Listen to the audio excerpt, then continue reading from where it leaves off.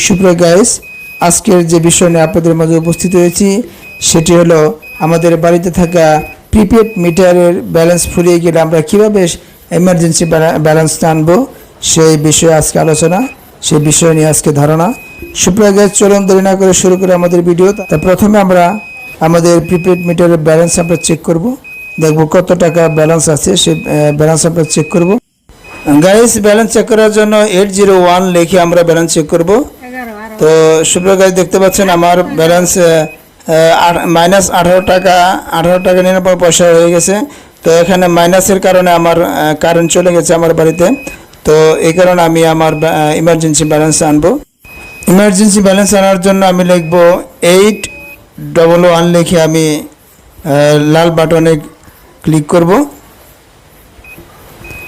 তো দেখতে পাচ্ছেন আমার ইমার্জেন্সি ব্যালেন্স চলে আসছে, সাকসেসফুল লেখা রয়েছে।